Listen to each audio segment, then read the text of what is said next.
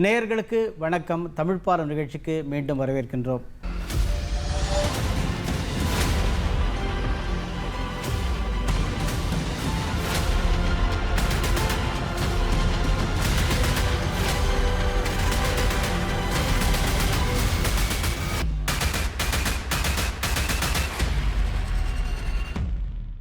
வாழும் கலை, வாழ்க்கையே ஒரு வாழும் கலைதான். ஆனால் அந்த வாழும் கலை மிக சிறப்பாக அமைய வேண்டும் என்றால் மன மகிழ்ச்சி முக்கியம். அந்த மன மகிழ்ச்சிக்கு என்ன தேவை? வாழும் கலையோடு சூழும் கலையும் தான் தேவை. சூழும் கலை என்றால் அதுதான் இயல் இசை நாடகம் என்ற முத்தமிழ். முத்தமிழினூடே நாம் வளர்க்கும் அருமையான பல கலைகள் இருக்கின்றன. அந்த கலைகளில் தேர்ச்சி பெற்றவர்கள் சென்ற வாரம் நாம் பார்த்தோம், வெகு சிறப்பாக பேசினார்கள். இலங்கை கொழும்பிலிருந்து வந்துள்ளவர்கள்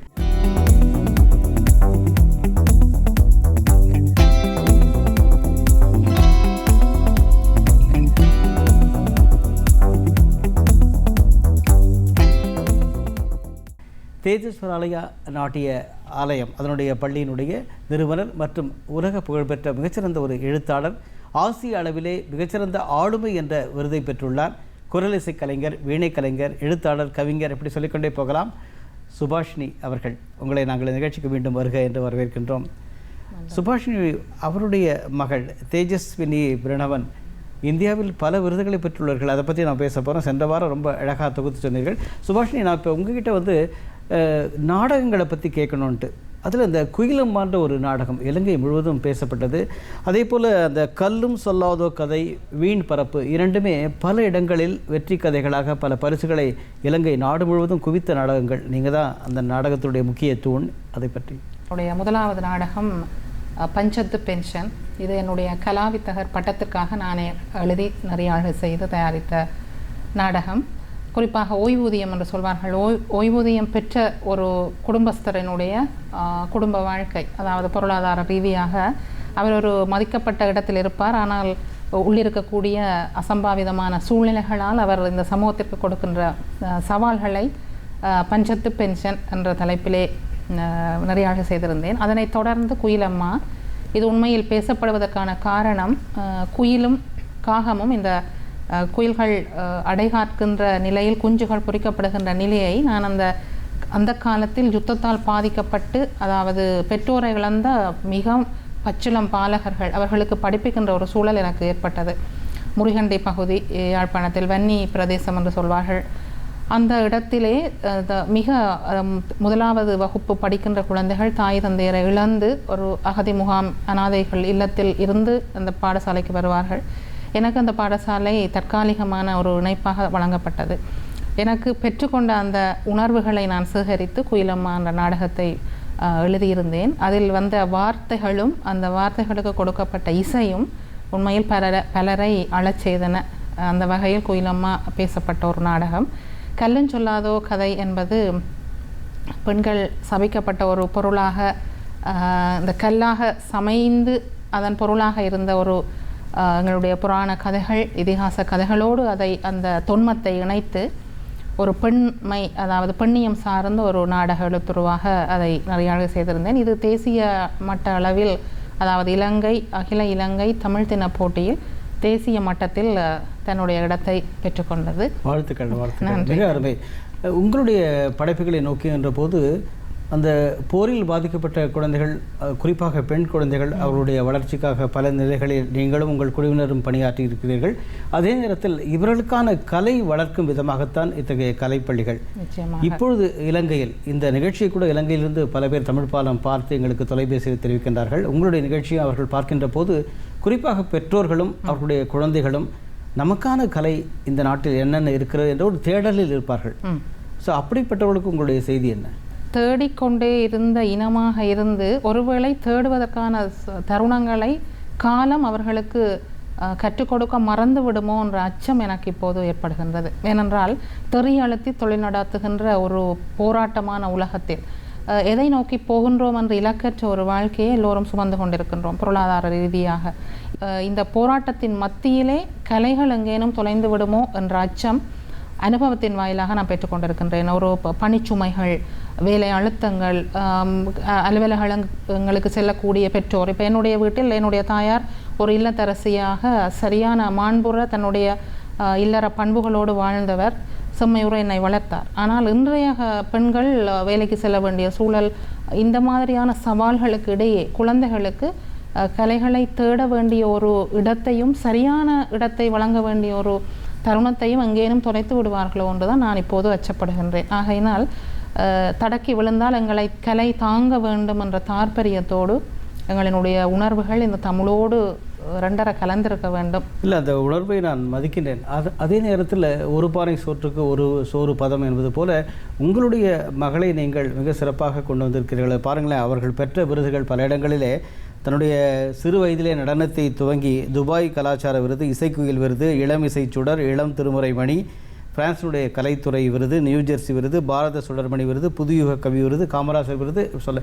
ஏன்னா இந்த பட்டியலை படிக்கிறேன், உங்கள் மனசில் வந்து ஒரு எண்ணம் ஏற்படும், இவர் என்னுடைய பெண்ணுடைய பட்டியலை படிக்கிறார், நான் 52 விருதுகள் வாங்கியிருக்கிறேன், என்னுடைய விருதுகள் கலைஞான சுடரும் 3 விருதுகள் தமிழ் தாரகை, அது தவிர எதுவுமே சொல்லலைன்னு நினைக்கலாம். காரணம் என்னவென்றால் அங்கே இருக்கிற பெற்றோர்கள், பிள்ளைகள், ஒரு பெண் +2, இந்த இந்தியாவில் +2, இங்கே தமிழகத்தில், அங்கே வந்து அந்த மேல்நிலை பள்ளிக்கல்வி பயில்கின்ற பெண் இத்தனை விருதுகளை வாங்க முடியும் என்றால் அம்மாவுடைய எண்ணம், அது ஒரு தடக்கை என்பது இருக்கிறது என்பதில் அது பொய். ஆனால் கண்டிப்பாக முன்னேற முடியும். எப்படிப்பட்ட விருதுகளை வாங்கியுள்ள உங்களுடைய எண்ணம் என்ன? அம்மா வந்து சில பிள்ளைகளுக்கு அவர்களுக்கான தடங்கள் இருக்கிறது, அவர்கள் வருவார்களா என்ற ஒரு எதிர்பார்ப்பும் உணர்வும் மேலோங்கி இருக்கிறது என்று அவர் சொல்கிறார். ஆனால் நீங்கள் என்ன நினைக்கிறீர்கள்?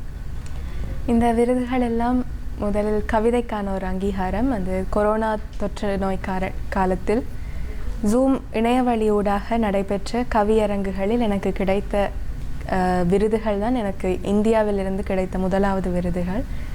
உண்மையாக அந்த காலத்தில் பாடசாலைகள் அனைத்தும் அத்தனை ஆண்டு காலம் விடுமுறையில் இருந்த சமயங்களில் எல்லோருக்கும் அந்த வயதில் எல்லோருக்கும் பாடசாலை விடுமுறை என்றால் நித்திரை தான் வரும்.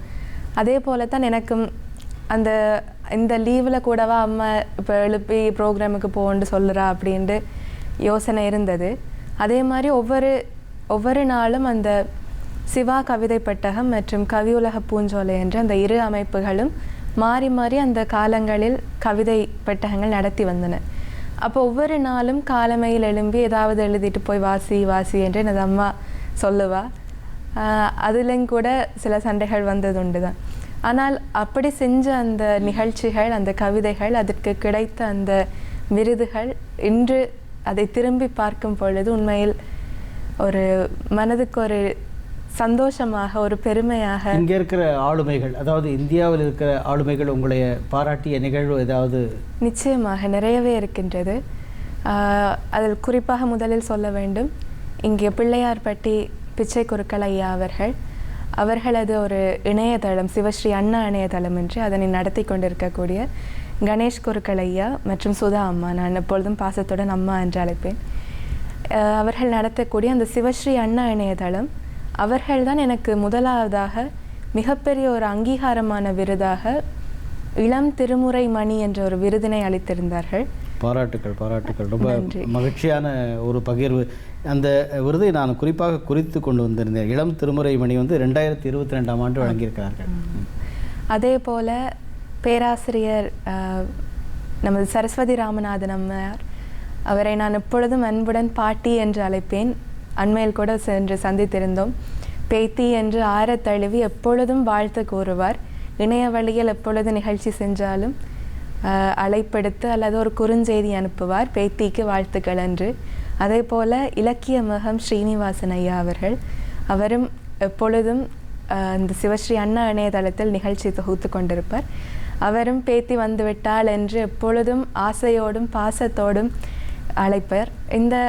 இந்த பெரியோர்களின் ஆசீர்வாதமும் அந்த வாழ்த்துக்களும் தான் என்னை இவ்வளவு தூரம் தள்ளி கொண்டு வந்திருக்கிறது என்று நான் கருதுகின்றேன். மகிழ்ச்சி. மிக சிறப்பாக சொன்னீர்கள். அதான் நீங்கள் அலைப்படுத்தி என்ற ஒரு அழகான தமிழ் வார்த்தையை சொன்னீர்கள்.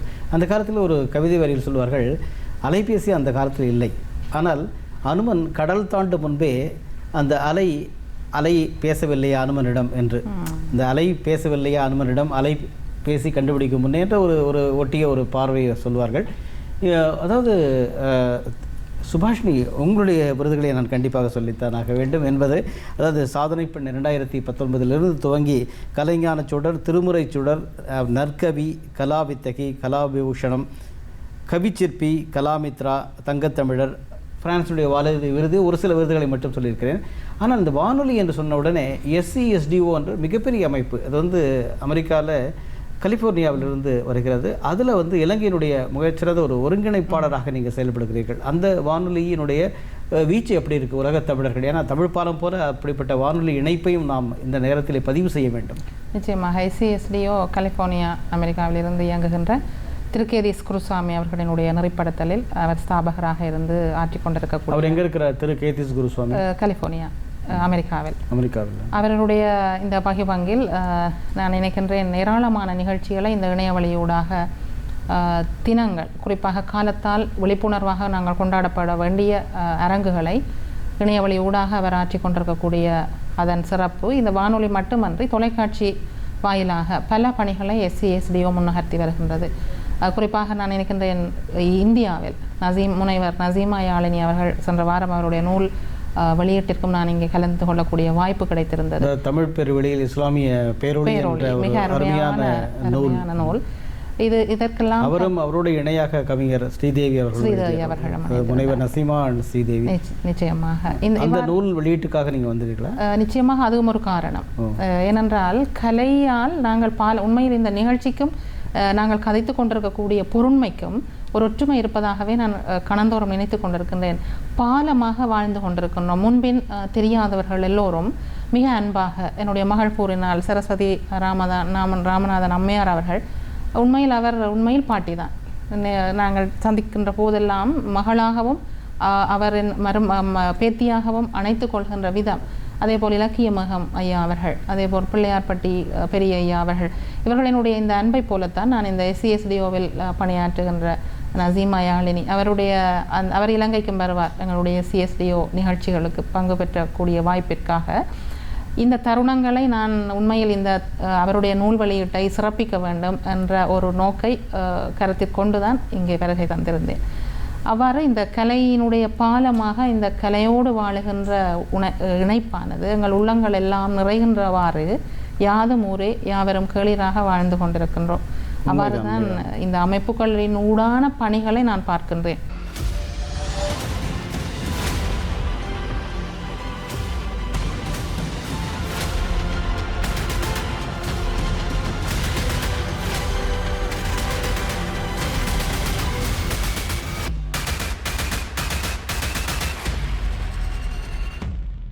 சென்னை கம்பன் கழகம் அல்லது புதுச்சேரி கம்பன் கழகம் இலங்கையினுடைய கம்பவாரதி இலங்கை ஜெயராஜ் ஐயா அவர்கள் ஒவ்வொரு ஆண்டும் தமிழகத்தை மட்டுமல்ல உலகின் எல்லா நாடுகளுக்கும் அவர் சென்றிருக்கிறார் தன்னுடைய இலக்கிய பயணத்தில். அப்படி ஆற்றுகின்ற பொழிவை நாங்கள் தொடர்ந்து கேட்டிருக்கின்றோம்.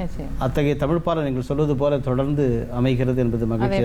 இந்த தமிழ் பாலம் என்று சொல்லுகின்ற போது சென்னை கம்பன் கழகத்தில் சாரதா நம்பியாரூரன் அம்மையார் அவர்களினுடைய வகிபங்கை உண்மையில் நான் எப்போதும் போற்றுவதுண்டு, பார்ப்பதுண்டு. அவருடைய மேன்மையான அந்த பணியை நாங்கள் இவ்வாறு இந்த பாரதத்தையும் ஈழத்தையும் ஒரு வேறுபட்ட ஒரு நிலையில் பார்க்க முடியவில்லை. இரண்டும் ஒரு தாய் சேய் போல இருந்து ஒரு இந்த கலை வாழ்ந்து கொண்டிருக்கின்றது. இங்கிருவர் அங்கு வரக்கூடிய நிலைகளும் அங்கிருக்கக்கூடியவர்கள் இங்கு வரக்கூடிய நிலைகளும் இந்த அரங்கங்கள் உறவைத்தான் மேம்படுத்துகின்றன. உண்மையில் இந்த பாலம் மொழிக்கான ஒரு பாலம்தான். அதன் ஊடாக கலை வளர்ந்து கொண்டிருக்கின்றது. அந்த வகையிலே நான் சாரதா நம்பியாரூரன் அம்மையார் அவர்களையும் இத்தருணத்தில் போற்றுதல் செய்கின்றேன். இந்த கம்பன் கழகம் என்று சொல்கின்ற போது இலங்கை ஜெயராஜ் ஐயா அவ்வாறு இங்கு ஒரு மிக பெரும் பாலமாக அவ்வாறு இந்த மொழியோடு வாழுகின்ற பாக்கியங்கள் இவ்வாறான இந்த அமைப்புகள் நிறுவனங்கள் பணி செய்யக்கூடிய மேன்மை தங்கியோர் ஆற்றுகின்ற இந்த பணிகளுள் இந்த கலையும் தமிழும் வாழ்கிறது. உண்மைதான். தாய் சேய் உறவு என்ற அருமையாக சொன்னீர்கள். சென்ற வாரம் நாம் தொட்டு பார்த்த அதே வரிகள் தான் நினைவுக்கு வருகிறது. இலங்கையினுடைய வடிவத்தை சொல்கின்ற போது தமிழ்த்தாயின் இடுப்பிலிருந்து சற்று தள்ளி வந்த குழந்தை, பூமியின் உள்ளங்கை, பூவினது மொட்டு, சாமியின் வேல் வடிவம், சற்று நீண்ட திலகம், தீயோர்க்கு தீப்பிழம்பு, தமிழருக்கு கிரீடம். அப்படிப்பட்ட கிரீடங்களை மிகச்சிறந்த ஆளுமைகள், மிகச்சிறந்த கலை வித்தகர்களுக்கு சூட்டி மகிழ்வது தான் இந்த தமிழ் தாயினுடைய ஒரு மிகப்பெரிய மகிழ்ச்சியான தருணமாகத்தான் இருக்கிறது அல்லவா? அப்படி ஒரு தமிழ்த்தாய் மகுடம் சூட்டிய ஒரு தேஜஸ்வினி பிரணவன், நீங்கள் உங்களுடைய வருங்கால திட்டம் என்ன? வருங்காலத்தில் கற்ற கல்விக்கு என்ற ஒரு வேலை இருந்தாலும் இன்னொரு புறம் இந்த கலைக்கும் தமிழுக்கும் சமயத்துக்கும் காலத்திற்கு இனி வருகின்ற இளம் தலைமுறையினருக்கு என்ன தேவையோ அந்த பணிகளை இன்னொரு புறம் நிச்சயம் செய்து கொண்டிருக்க வேண்டும் என்பது எனது ஒரு குறிக்கோள், ஒரு ஆசை, ஒரு அவா.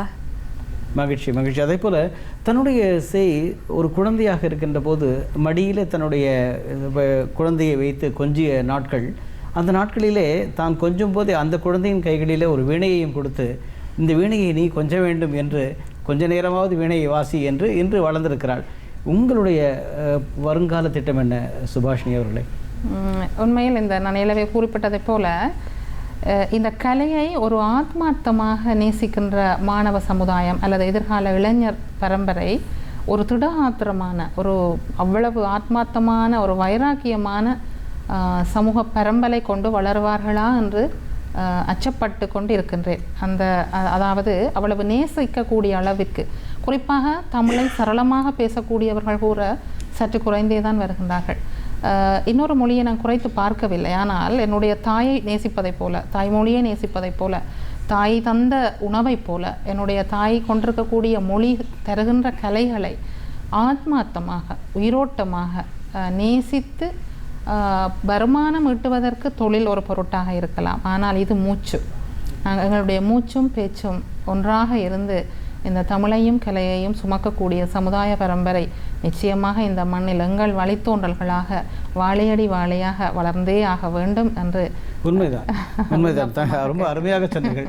நம்முடைய இந்த நிகழ்ச்சியில் நமக்கு பின்புலமாகவும் முன்புலமாகவும் காட்சி தருகின்ற வள்ளுவர் அவர்கள் குமரிக்கு அந்த கடலிலே அவர் நின்று கொண்டு, வானளாக நின்று கொண்டு, அவர் இந்தியாவை மட்டுமல்ல இலங்கையும் பார்த்து கொண்டிருக்கிறார், உலகமே அவரை பார்த்து கொண்டிருக்கிறது. அந்த ஒரு எண்ணம் தான் இந்த நேரத்தில் வருகின்றது. வெகு சிறப்பாக தங்களுடைய பதிவுகளை, வாழ்க்கை பயணங்களை வழங்கிய உங்கள் இருவரையும் நாங்கள் நன்றியோடு இந்த தமிழ் பாலம் நிகழ்ச்சியிலே வந்தமைக்காக பாராட்டி வணங்குகின்றோம். நன்றி, வாழ்த்துக்கள். நிறைந்த நன்றி.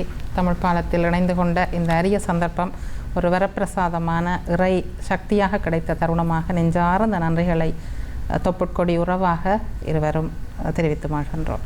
நன்றி. ஒரு அருமையான தருணம். ஒரு கலை வித்தகராக பயணிக்கின்ற போது ஒரு எழுத்தாளராகவும் விளைய முடியும். ஒரு கவிதை சொல்வார்கள், அதாவது நம்முடைய பேனா என்று இலங்கையில் சொல்வார்கள், பேனா அல்லது இந்த எழுதுகோல், இதை நான் இப்படித்தானே வைத்து எழுதுவோம். அந்த எழுதுகோலை வைத்து எழுதும்போது அது தலைகீழாக இருக்கும். அதை சிரசாசனம் செய்யும் எழுதுகோலால் சிம்மாசனம் பெறுவான் எழுத்தாளன். அவ்வளவுதான். சிரசாசனம் செய்யும் எழுதுகோலால் சிம்மாசனம் பெறுவான் எழுத்தாளன். அப்படிப்பட்ட ஒரு சிம்மாசனம், அரியாசனம். அந்த அரியாசனத்தை கலைத்துறையிலே பெற்ற இருவரையும் நாம் சந்தித்து மகிழ்ந்தோம். இந்த வாரம் நேயர்களே, உங்களுக்கு இந்த நிகழ்ச்சியை பற்றியான உங்களுடைய கருத்துக்களை நீங்கள் திரையில் தெரிகின்ற மின்னஞ்சலில் எழுதுங்கள். அது மட்டும் இல்லாமல் அயலகத்தில் வாழ்கின்ற பல இடங்களில், பல நாடுகளில் வாழ்கின்ற தமிழர்கள் தங்களுடைய சாதனைகளை பகிர்வதற்காகத்தான், உரையாடுவதற்காக, மக்களிடம் தெரிவிப்பதற்காகத்தான் இந்த நிகழ்ச்சி.